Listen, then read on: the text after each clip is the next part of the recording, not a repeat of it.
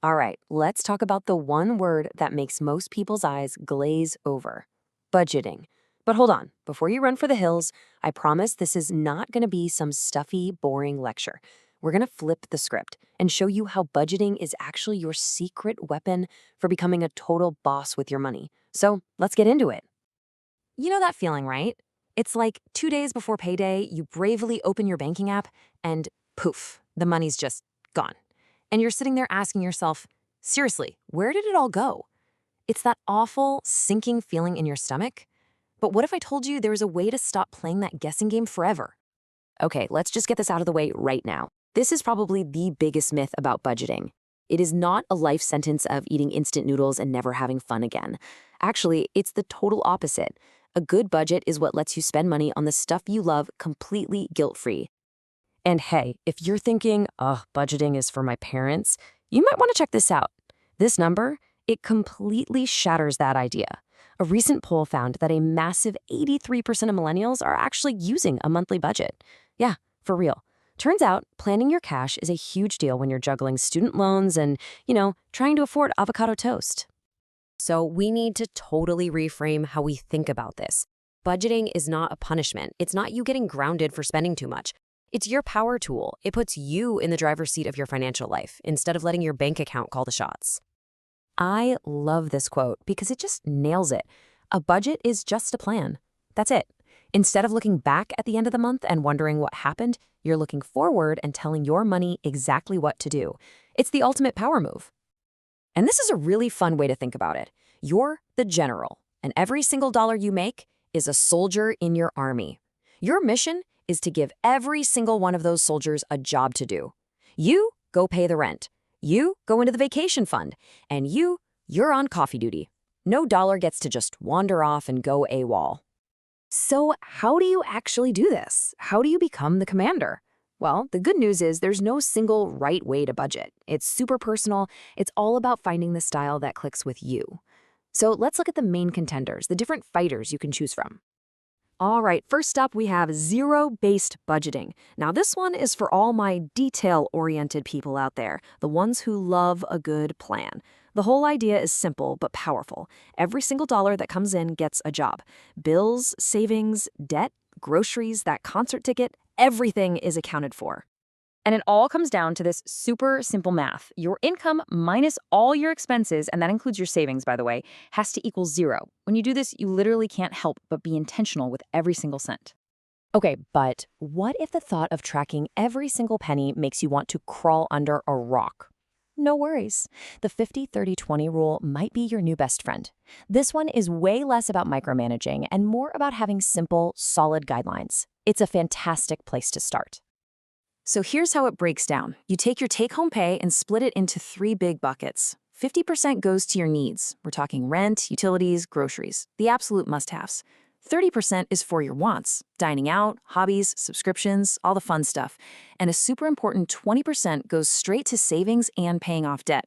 The trickiest part, being brutally honest with yourself about what's a need and what's a want. Yeah, that daily latte is probably a want.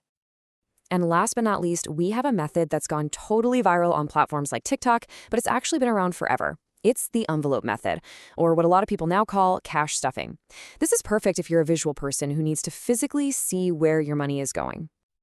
And it works exactly like it sounds. You literally get physical envelopes, label them, groceries, gas, fun money, and then you put your budgeted amount of cash in each one at the start of the month.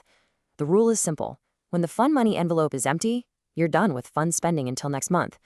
I'm telling you, seeing that physical cash dwindle feels way more real than just swiping a card. Okay, so once you've picked your fighter, the next big step is actually a two-parter. First, you gotta know where your money is actually going. Think of it like a money GPS.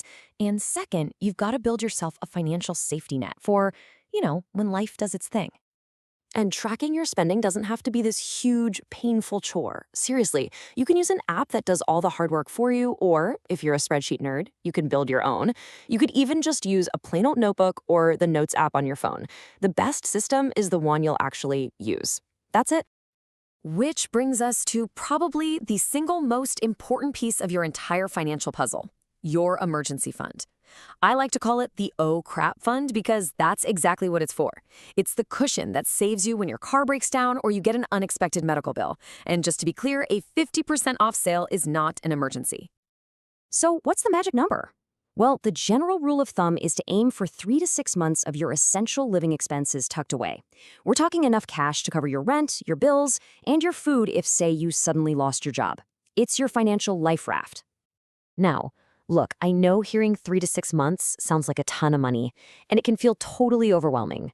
So don't even focus on that big number at first. The goal is to just start. Your first mission? Get to $1,000. Just 1,000. Hitting that first goal feels amazing, and it gives you the momentum you need to keep going. All right, so you've got a plan. You're building your safety net. What could go wrong? Well, there are a few common money traps that can totally sabotage your progress. But the good news is, if you know what they are, you can sidestep them like a pro. And this first one is maybe the sneakiest of them all. It's called lifestyle creep. Here's how it works. You get a raise, and suddenly your spending just expands to fill that new income. All of a sudden, you're eating out more, buying more expensive things, and you're not actually any further ahead. The pro move? The second you get a raise, automate a big chunk of it to go straight to savings or investments before you even have a chance to miss it. And here are a few other big ones to watch out for. First, don't over-automate to the point where you're not paying attention. You still need to be the CEO of your money. Second, don't make your budget so ridiculously strict that there's no room for fun. You have to build in some fun money or you'll just give up. And finally, you have to actually look at your budget. A budget you ignore is just a sad spreadsheet. So, as you start to put all these pieces together, you pick your style, you track your spending, you dodge the traps, something really cool starts to happen. You start to realize what this is all really about. And from now on, when you hear the word budgeting, I want a different word to pop into your head: freedom. Yeah, really, that's what it is. It's freedom from that constant, low-level anxiety about money. It's the freedom to buy that plane ticket without a shred of guilt, because you planned for it. It's the freedom of knowing that if your tire blows out, it's an inconvenience, not a catastrophe.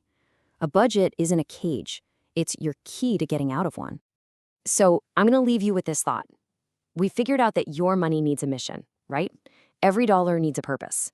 So the real question isn't if you're going to give it one. It's what is that mission going to be? Saving for a house, traveling the world, starting a business? That part's up to you. Now go be the boss.